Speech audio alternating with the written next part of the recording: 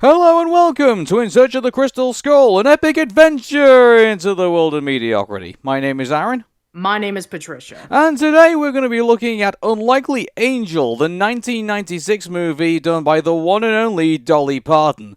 So, before we actually get into this interesting submission into multimedia, I just want to say this right off the get-go. I have no issue with Dolly Parton. I think she's rather nice, and while I don't go out of my way to listen to her music like, every single day, I mean, I know she has done some pretty good stuff, but I gotta be honest with you, everybody, this is not my favorite Dolly Parton thing, if such a thing existed. Well, yeah, I mean, I don't know. Is Dolly Parton even that well known in the UK? I mean, like, she is on Smooth FM, I mean, Smooth Radio, last time I checked. I mean, like, so she is, I mean, in some people's consciousness, I probably imagine, here in the UK. I mean, Dolly Parton, it's Dolly Parton, she's been in the music industry for, a good couple of decades, I probably imagine, at this point. Exactly, yeah. She's been in the music industry for many, many years. She has written some of the most iconic country music over the past 40 years. You probably know her songs such as Jolene and Coat of Many Colors, 9 to 5, and I Will Always Love You, that has since been topped by the illustrious Whitney Houston. So I think that a lot of people may know about her music. Some people even know about the theme park that she has in Tennessee called Dollywood. Some people know about her philanthropy work where she was able to donate over $1 million for people who are not able to get the COVID vaccine in multiple places to have access to it. And she is also not only in the Country Hall of Fame, but she's also in the Rock and Roll Hall of Fame. She's been in several movies such as The Best Little Whorehouse in Texas, Rhinestone, Steel Magnolias, and many more. So she is a huge dominating force in the country music world. Acting, on the other hand, is a little bit hit and miss. Yeah, and this hit and miss unfortunately lands us at Unlikely Angel, and so the most unlikeliest of Christmas movies, I think we have to say. So, I think maybe we'll just get the plot is. I think one of the things I have to say about this movie is that the plot is pretty basic at this point. It's pretty much like your typical, this person dies and becomes an angel, but can't exactly get into heaven yet because they have to you have to do some particular task, or they have to do a particular thing to say that they need to do something good in it. It is a cliche. Like, it has been. It's not something that's been new. It has been done several times, even before these '90s movies. Yeah, Started doing exactly. I it. mean, if you remember from It's a Wonderful Life, Clarence was an angel who the only way he was able to gain his wings was to help out George Bailey, who was almost about to commit suicide, and he needed to find out that his life on Bedford Falls was able to become very significant to those around him. And there are several other examples about, people dying and then being reincarnated into something else so that they can be able to learn an important lesson or get a second chance. So, yeah, this stuff has been done before. Yeah, exactly. So, I mean, unfortunately, we're not. Any part of this movie, unfortunately, is not new territory. The only new territory that we're going into here is that this is Dolly Parton.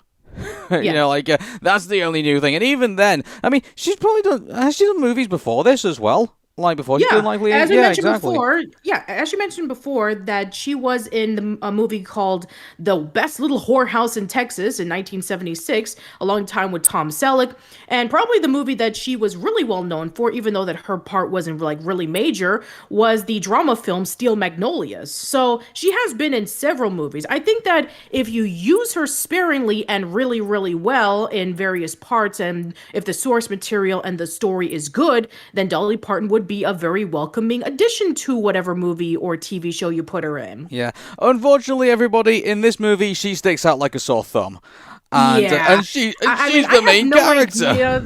I have no idea what made them decide, hey, let's put this really thick Southern accent country gal over into this suburban town where nobody else has an accent, and then she just has this really skimpy outfit where everybody's dressed up like pretty normal suburban, and just have her like sing her songs and all this kind of stuff while everybody's just like normal. I mean, you have like this really high standard actress where she's basically like dressed up really nicely and has this beautiful voice, and then you just have like plain Americana. So yeah, it definitely sticks out like a sore That's a thumb. good question. Where does this movie take place?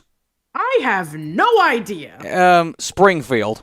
I mean, like, Small town USA. small town USA, like, any town USA. I mean, like, it's just On it's USA. Yeah, there you go. It's exactly, kind yeah. of like in Homestar Runner, where it's just basically like Fair City or Fair Country USA. To So be fair, it's like at least it didn't say place in New York City. Like, the other 1,000 movies we probably visited at some point. So, yeah, like, that's true. So I guess that makes it unique? okay. Question mark. Well, that's a .5 there on the score. But like. But here's the thing about this, it sort of feels kind of weird with this movie because, it's kind of got. I mean, do we dare say like it's got that it's so bad that it's good kind of vibe to it? Maybe, I mean, does it? Depending on what you're looking for. Yeah, exactly. So, I mean, it's Dolly Parton as an angel, pretty much, who is sent down to help this family. So, this family is made up of three people. It's made up of Ben Bastelin, who's played by Brian Cohen. It's played by made up of Sarah, who's also played by Alison Mack, and also Matthew, or Matt, if you will, who's played by Eli Motherinell, aka Hogarth from The Iron Giant. Yes. Can you believe it that not only is he also known for Hogarth in The Iron Giant, but he's also known for various other roles. You may know him as Spencer from Jack Frost. You may also know him as Stifler's brother from American Pie 2. And you may know him as Dak from Batman Beyond and various other things. And believe it or not, this was his very first movie. Yeah, and thankfully he didn't get the Roald Dahl, disease, where basically he had one role and then that was it. So Yeah, exactly. Yeah. Well, this isn't a Roald Dahl movie, thank goodness. So Yeah, this is not a role. Imagine if this was a Roald Dahl movie. Oh, if that was the case, Once then, upon a time, there was this well-known singer from England who died in a car crash, and now she has to become a nanny. Okay, we're going to Americanize it. We're going to have Dolly Parton be a country singer, and then she has to be able to help this family out during Christmas. I'm pretty sure that would just killed Roald Dahl's soul in the movie industry entirely at that point. But anyway, I digress. Anyway, so Dolly Parton is, by the way, her real name's Ruby Diamond in all of this, but look, come on, it's Dolly Parton. I mean, yes, exactly. There's no, I think there's no difference between all these characters, quite frankly. No, It's not just, really. yeah. I mean, she's a singer. She looks really nice. She has a bubbly personality, and she just has that golly gee whiz. Everything is gonna be okay. So it's Dolly Parton. Yeah, and the thing with it though is that the music number that she enters into, I get that this is like Dolly Parton down to the T, but just the background music just kind of like reminds me of. By the way, just to give everyone some context here, we're only probably like a year removed from like the second Borat movie. And Yeah. do you remember like when he did like the whole stunt where he was like saying Fauci, what we're gonna do Oh yeah. We're gonna get inject you him with the Wuhan Wuhan flu. Yeah, exactly. And it's I don't know why. I just like while she was doing like the whole routine. I know this is really unfair, but I was just kind of like somewhat playing in my head when that was all going on for some strange reason. What? I don't know why. They just started kind of molding together. But again, that's just my stupid. That's not the film's fault. That's just my modern immaturity. And so yeah, that's kind of like where that come from. I've got to I tried to do my best to like say, okay, and this is a 1996 movie, and everything that's happened after that, it's not happened yet. So Right. All right. So actually, let's get to the main plot of it so that we can be able to look at it in its own right, as opposed to like looking at it as just basically a Okay. promotional piece for Dolly Parton. Well, Dolly Parton is entered into this family by the way, Saint Peter, would you believe, who's played by Roddy McDowall. Yeah, Roddy McDowall is in this movie. Can you believe it? The same guy behind Planet of the Apes is in this made-for-TV movie with Dolly Parton. You maniacs! You blew it up. Unbelievable. Just 10 out of 10 perfection. Yeah, so unfortunately not. This movie is 10% perfection, but anyway, we'll keep going into it. So Saint Peter, who's played by Roddy McDowall, sends Ruby Diamond, if we have to, who's played by Dolly Parton, to this family who's made up of Brian Kerwin, Alison Mack, and Ali Marthinell, and they are basically just a massively dysfunctional family ever since their mother passed away, and so they've really lost like the spirit of Christmas. The dad is the typical works workaholic dad who is having a hard time kind of like coming towards his, dealing with his family and also dealing with the loss of his wife. And also, then you've got like the rebellious 14-year-old girl who is played by Alison Mack, who is basically your typical teenager at this point. And then you've got Matt, who basically is your typical, But by the way, none of these kids, if you've seen a 90s movie before, you've seen these characters before. Like there's no there's the teenage angst, there's the nerdy young kid who's all immersed into his video games, and then you've got the workaholic dad. These are your characters. Effectively, Yeah, pretty much. and you've seen them all before, pretty much. Yeah, you've seen them all before. So you have the plot synopsis where Sarah wants to go out with her friend Rachel and her family for Christmas as opposed to spending it from home. We have Matt, who's constantly playing his computer and video games and staying away from everybody else, but at the same time, he has moments where he looks into his mother's old stuff and reminisces about her, missing her every day. And then you have Ben, who's just constantly working from his job and having no time to spend with his family. And then there's like this other character who's kind of like his assistant or something like that, named Allison. And there's like some sort of love going on, even though there's not exactly fleshed out, because of course we do. We have to have a plot where we have, a guy who's really a workaholic who has this huge crush on somebody that he works with, kind of like Miracle on 34th Street that we talked about in the last episode. I mean, like, it's so kind of weird. Like, it feels like there's too much plot, but then there's too little plot at the same time. Like, it feels saturated when you really think about it. I mean, how can you saturate this? I mean, like, it's just like, it feels like, don't get me wrong, like, the stuff with Matt, when he's going through his mother's stuff, that is actually really touching. That's actually good, storytelling in, like, a scene where you don't have any, dialogue or anything like that. You just tell it through the scope of the camera, and, and it happens multiple times, too. Yeah. It happens in the scene in which we get introduced to him, where he goes up into his room, and he looks through his box, seeing the old scarf and the old photos of him and his family. And then we have another scene where they're looking through very similar things like the Christmas ornaments, and the reminiscing of how Christmas was really good when she was around. And then one of the last scenes was when Ruby is performing in the restaurant, and we have Ben and Allison watching, and they start falling in love with each other. And instead of Matt like saying, "Oh man, Dad found somebody that he loves, and we're gonna have a new stepmom," he would react like a normal kid, and he actually runs away from the family, hides away in a place that is very reminiscent to where he used to go with his mom when he was a little boy, and just overwhelmed with the fact that, hey, his dad now falls in love with somebody else, and he fears that he's going to she's going to replace his mother. So yeah, you have all of these things that are happening, which is very justifiably so with this character. Yeah, and but unfortunately, like the problem is that all gets overshadowed by a lot of other things.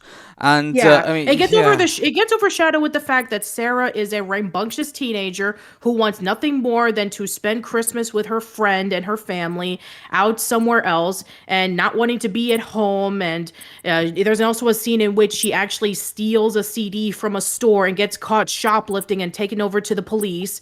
And then she actually bribes her dad, saying, "Hey, I'm gonna treat you really nicely. I'm gonna give you all this love and attention in exchange for bribing you so that I can be able to go to the place that I want to go to." So yeah, a lot of these things are weighing over, in addition to Ben finding a love interest, in addition to Ruby being able to gain her wings before Christmas Eve.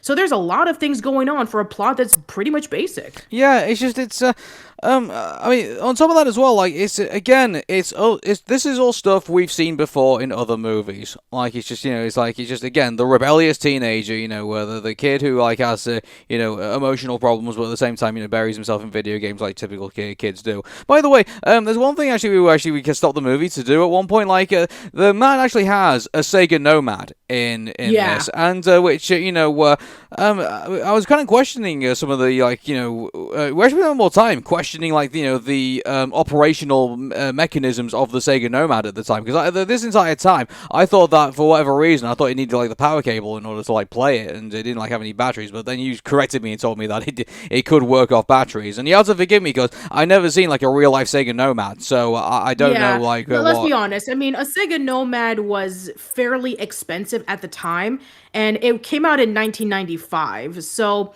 it came out 1 year before the console generation started, in terms of like the Nintendo 64 and the Sega Saturn and the PlayStation already came out in Japan. So it was like one of those like Sega consoles that was trying to ride in on, hey, we're not ready to release the Saturn here in America, so we have all this other stuff to hold you over. So very similar to like the Sega CD and the 32X and all that kind of stuff. It was just a thing that just came and went pretty Yeah, quickly. it makes me wonder if it was a paid placement. Like, did Sega like put money towards this movie and also have their Sega Nomad in there? I don't know. Like, it's I just don't know. That's actually a really good question. I mean, yeah. we didn't see any other advertisements other than just this Nomad. I mean, Well, what it, was the console? What was the video game console that Matt was playing in his bedroom? Like, I don't know if it that's was. a really good question. I don't know because it didn't look like a Super Nintendo or a Sega Genesis. I mean, it looked And more like a Genesis. I mean, like maybe it might have been. I mean, dare I say it might have been a 3DO? I don't know, but I may be wrong about well, that. I But mean, it wouldn't have been too surprising because, they're a pretty well-off family with money. oh my God, So I wouldn't be Matt's the one kid who bought the 3DO. Out of like the like everybody in like in his state, probably like oh good grief, like because like it's funny like me and Patricia we've spoken quite at length in other podcasts about like do you actually know anybody who actually owned a 3DO, and it's like we both never did. Like he's Nope, just never no. did. I knew someone who owned a CDI, but I knew nobody who owned a 3DO. Like Yeah, and I actually knew somebody who had a Sega CD, but again, I knew nobody who had a 3DO. well, funny enough, actually, I didn't know someone who had a Sega CD as well. Like, Oh, so I okay. mean, yeah, it's been like Sega. I mean, it was Sega. Of course, somebody who knew Yeah, it, yeah, but of like, course, of yeah, of course. course, but 3DO, good grief, like, like No. they were rare for a reason, people. Yeah, Like, exactly. The price point and also the fact that there was no games for you to play with. yeah. Anyway, back to the Dolly Parton movie. I'm sorry, everybody, Yeah, but there's just a lot of like weird things that happen in this movie that we can't even comprehend. Like there's there's this one thing there's actually. this one scene that I want to talk about. Yeah, go So, on. in the beginning of the movie, Dolly Parton's character Ruby is a huge person who is into men. Like in the beginning of the movie, she was singing her country music and she is seducing herself with all these men, like, kind of like stroking and just like playing around with them. And one of the conditions that she had to do in order for her to fulfill her, Christmas her Christmas conditions in order for her to be an angel was that she couldn't be around men very seductively like that. And she has a dream where she actually did that to Ben. And I'm like, Yeah, that's just like I just thought like that was so strange. Like it's why is she also for? I mean, no, like like I yeah, thought the whole I'm sorry, idea people. was that No. I thought the whole idea of Ben was that he was supposed to be the one who was like trying to find who was trying to fall in love with like his like assistant or whatever, Allison.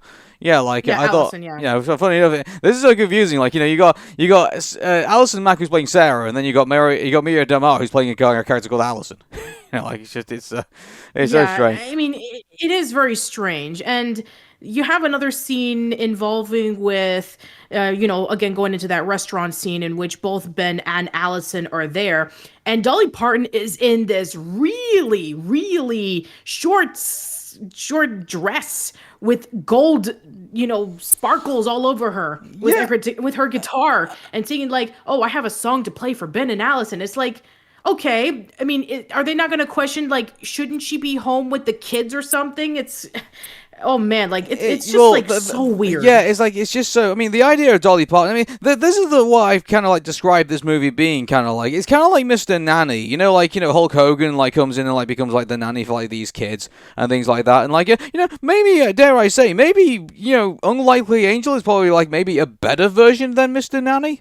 maybe. Like, Mm. am I being fair saying that? Maybe. Like, I haven't seen Mr. Nanny in a very long yeah, time. I've not seen it in a while either. But I could remember. By the way, Mr. Nanny's kind of like, it does like the whole Home Alone, like, but it does like the dangerous levels. I mean, I have to say, and like, and Hulk Hogan unfortunately gets really badly injured in this movie, in Mr. Nanny Mm. as well. But it kind of feels like Mr. Nanny, but if it was like a Hallmark movie.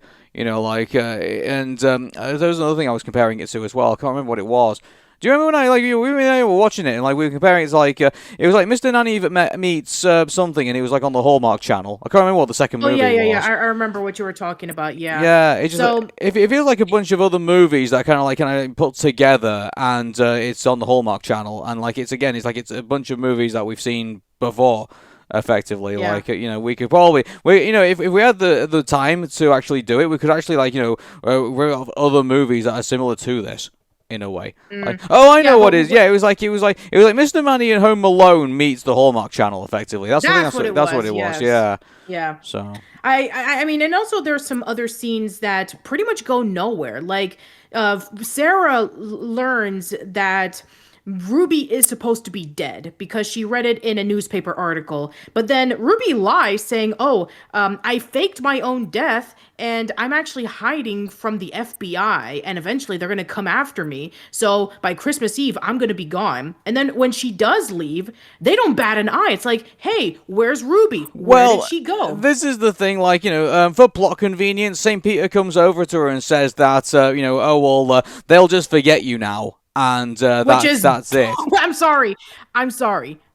That's bullshit. I know, like, Because it's so first of strange. all, if you are going to remove Ruby from their memories, then you might as well just remove everything that happened because Ruby was the one who got the family together in the first place. Yeah, it's sort of So like how is it? it's sort of like the way that and I'm surprised if anybody remembers this. There was this like a '90s version of an old TV series called Randall and Hopgood Deceased, and so in the '60s version, like it was about two detectives, and one dies and becomes a ghost, and he helps him out with his mysteries, be in ghost form and things like that. So it's kind of like that deal. And in the '90s version, when they did it again, like in the very final scene, he actually like erases like everybody's memories and says, "Oh, no one will remember what happened to me," and that's because like the show was so bad they cancelled it basically after one season. But Right. the thing is that. Yeah, it kind of reminded me of that, like it was just done like for plot convenience, effectively. Like I got to go now. My planet needs me. Effectively, but like it's just like, oh well, they won't remember you now and everything like that, like but I'm pretty sure like all those people there will have pretty much blank holes in their minds of like how on earth did we get to Christmas this way, Yeah, exactly. without How Dolly on earth Parton. yeah, exactly. How on earth were we able to reunite together as a family? How on earth did Allison become our stepmother? How on earth was Ben not worrying too much about going to work but instead spending time with his kids? How was Sarah being able to change her mind about not going over to the Christmas party that she wanted to go to? How was Ben being able to get over really quickly about him losing his mom? It's like all of this stuff is not even patched out really well because the character that did all of that is gone and you don't remember her. Yeah, it's just like they just completely write her out of the scene in like the space of like a 30-second dialogue, effectively from Saint Peter, and Yeah, and speaking of space, St. Peter, he shows up not just once when Ruby dies and then she's in heaven. He shows up multiple times dressed up as different people. The bingo guy, the bartender, the maitre d'. He's like multiple people. So I guess they're using Roddy McDowell to his advantage. It's like the 1972 version of James and the Giant Peach, if you remember that. Like, they have to use Andrew Shaggleton in every scene, pretty much. But Exactly. yeah, but like, I mean, I guess they added pen to paper, so I guess they had to use them as much as they could, I guess. But I mean, Yeah, I like, guess that's true. yeah. So, so Saint Peter like appears like as Santa Claus, as like the priest who plays bingo, and then. But here's the thing, like, they don't really like have like straightforward conversations. If anything, it takes place in like kind of this weird dialogue of like, and I was surprised everyone in the bingo hall wasn't kind of like asking like, why is Dolly Parton just speaking randomly to this priest while he's still, doing the bingo, bingo.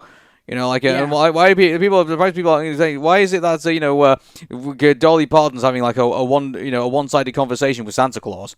Like Yeah. it's just so strange. And I get what they were going for here, but it just kind of doesn't really work, in my Yeah, opinion. and then when Peter is not on screen, there are some moments in which there's earthquakes, and then the Bible falls down from the shelf, insinuating that hey, you shouldn't be giving Ben massages and you shouldn't be getting close to him because that's not what your mission is. And then when she has that dream, as we mentioned earlier, about her and Ben having a relationship, an earthquake happens. So yeah, all this stuff is just like really Yeah, weird. but this whole thing only lasts like 5 minutes if you think about it, and then it's never gonna get mentioned again. Pretty much, like Yeah. I really thought I can only imagine that maybe they probably like filmed some scenes where they were probably thinking of like putting Ruby and Ben together as the couple, but then decided to like to put Allison in instead.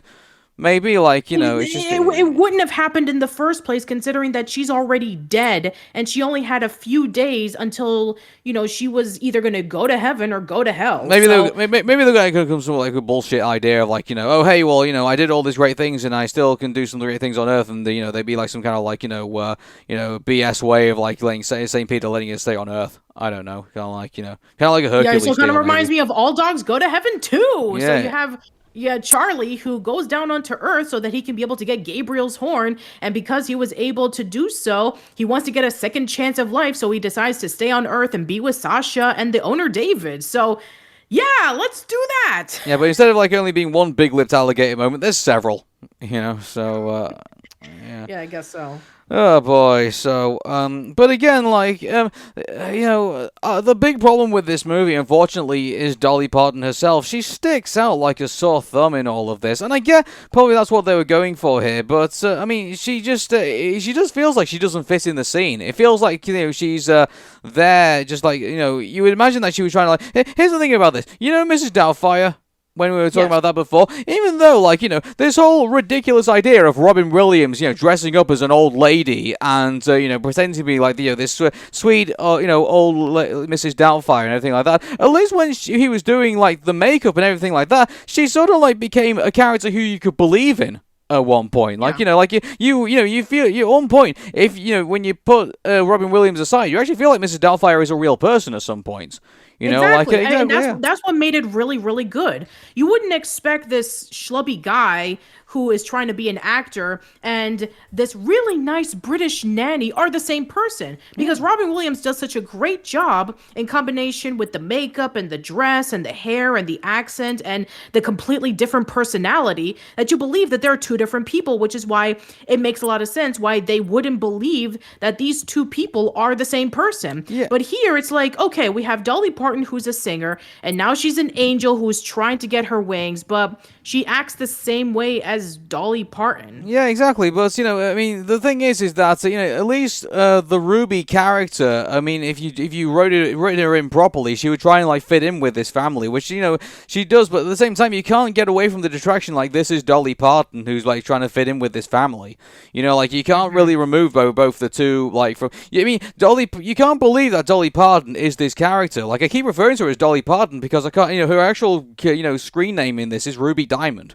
Yeah. But I can't see past that, unfortunately. And maybe that's I don't know. It's sort of like it's like the was it the Expendable movies. Like Yeah. where like this is Sylvester Stallone, this is Arnold Schwarzenegger, this is Bruce Willis, like this is and whatever all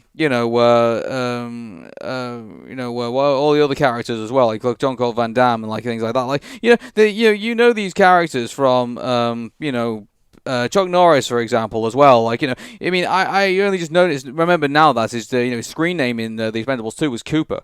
Like it's like no, it's yeah. So I get what you're trying to say. So you're basically pointing out that even though that she's supposed to be country singer Ruby Diamond who's working in seedy bars and not being able to get up into the world, and then all of a sudden she dies and then she has to become an angel, she's not Ruby Diamond. She's Dolly Parton acting as this character. exactly. So unfortunately, we just can't get around that. Yeah, and And I so understand that. And I'm sure that there are a lot of actors and actresses that you feel the same way about. Like, they're trying to play a part, but unfortunately, because they're so recognizable for this one thing that you can't separate the two, I'm sure people feel that way about, as you mentioned before, Sylvester Stallone or Bruce Willis or Jim Carrey or Tom Cruise or something like that. I've heard that from people complaining about that same situation. And unfortunately, Dolly Parton, if done wrong, is no exception. mm, So yeah, at the end of the day, Unlikely Angel is just a pretty generic movie that has a well-known actress being top billed, and unfortunately, due to the fact that it's so generic, but at the same time there's just a lot of points in the story that just make it really convoluted, it all just comes together as just a really odd entity. yeah, and like unfortunately, the dad character is really unlikable too. Like, and Yes. I get they have their reasons for him, but oh my goodness, like he really does give the Chicken Little dad a run for his money. Like, it Yeah, just I mean, gives. but there's this one scene in which, he's trying to help his son cut the Christmas tree and he's saying, "No, you're doing it wrong. Let me take this away from you so you can, do it right." And then he's like, "Why do you always make fun of me?" And then he just runs off. It's like, dude, let him cut the Christmas tree, Like spend some time with him without acting like a complete jerk. And yeah, I Yeah. mean, just he is just very, very unlikable. Yeah, you know what? I was expecting to like, one thing I remember was Dwayne Johnson's San Andreas, and they had this scene where like they were coming to terms with the death of their daughter, and like he was like trying to like open up about his feelings about it, and you know what? The Unlikely Angel needed this scene. And like, and don't get me wrong, like it comes at like the very end of the movie, but oh my goodness, this needed to happen like somewhere in the middle. Like for me, it just comes far too late in all of this.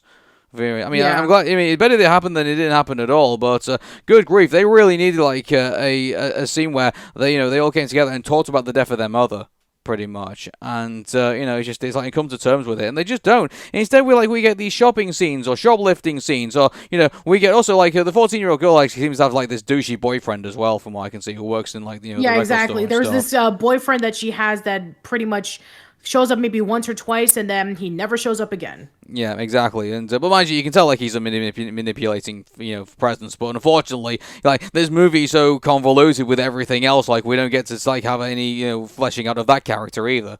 Pretty much, even though he Yeah. looks like a pretty, he looks like he's an element in this scene, but they don't. This is the thing. Like, I don't think they could even make up their minds about like what's important, and what isn't in this Yeah. movie. The Like only what's person, important. the only important thing apparently needs to be Dolly Parton in this movie because there's plenty of her. I'll tell you. But Yeah, I mean, I get it that the whole point of her going to this family in the first place is that she can be able to earn her wings, but because that's the main plot, everything else suffers. We don't get more information about the mother. We don't get a lot of information about the dad. We don't get a lot of information about Matthew or Sarah. We don't even get a lot of information on Allison other than, oh, she works for the dad and also she collects Christmas angels and all that kind of stuff. So yeah, just a lot of things suffer because Dolly Parton is our main star, and we need to focus on I've just her. thought about something else. You know what this seems like to me? What's that? This is a poorly written Disney princess movie.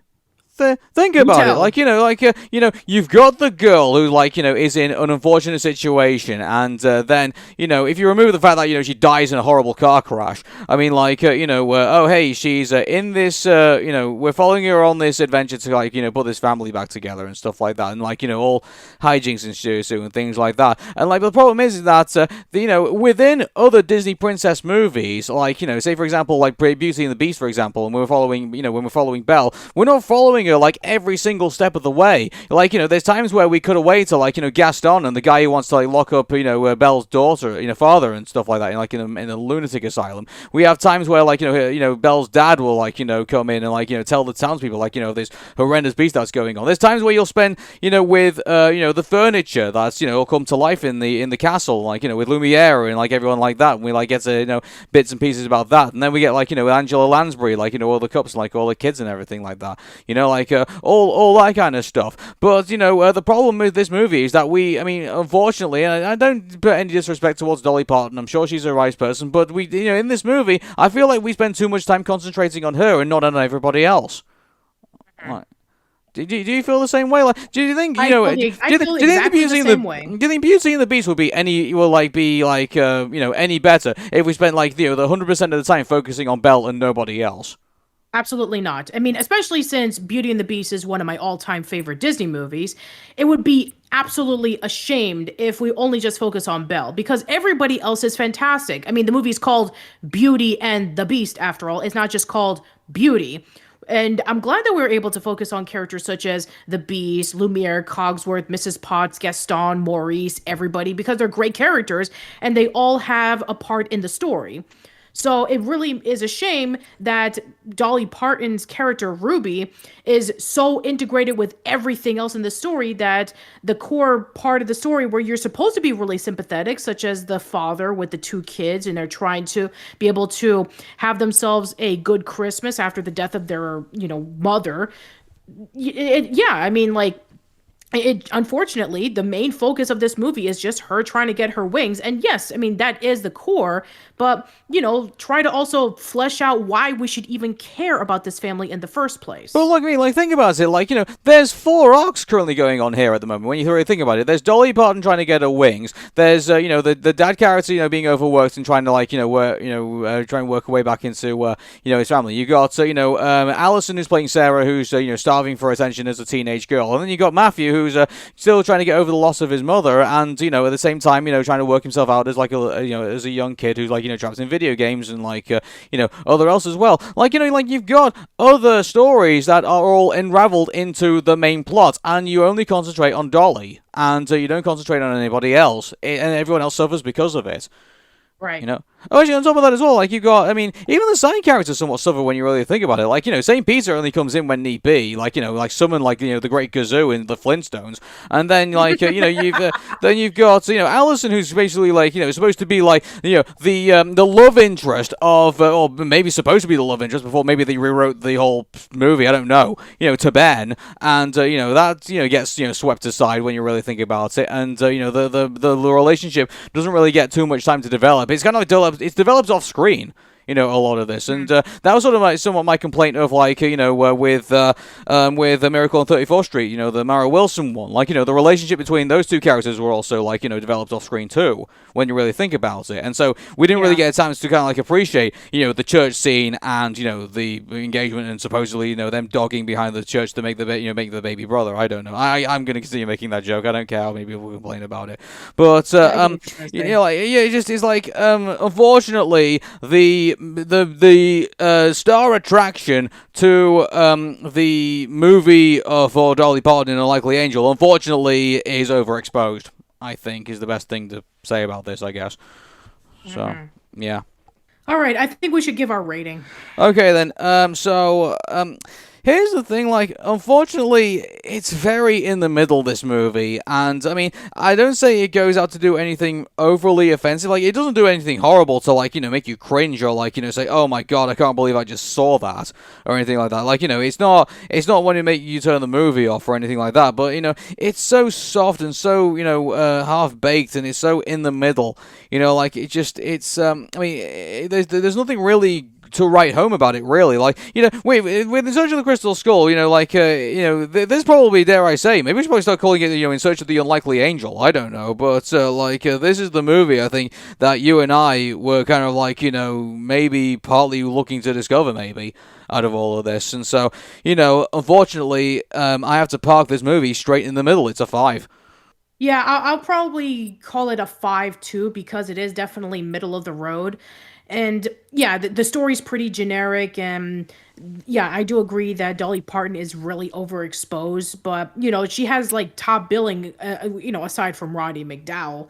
So yeah, I think that the story should have been fleshed out, focusing on the family a little bit more, focusing on their characters and their personalities and their, like main motivations to what the whole thing is about.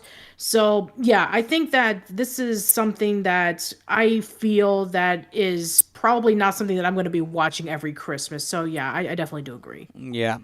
All right, everybody. So, until we meet again with another. Actually, have we got another Christmas movie? Actually, oh yeah, we do. We Yes, have we the Santa do. Claus coming up pretty soon. So, yeah, we've got a Tim Allen movie coming up to round things up. So, yeah, continue enjoying your Christmas, and we will see you for the next In Search of the Crystal Skull. Take care, and bye bye for now. See you later.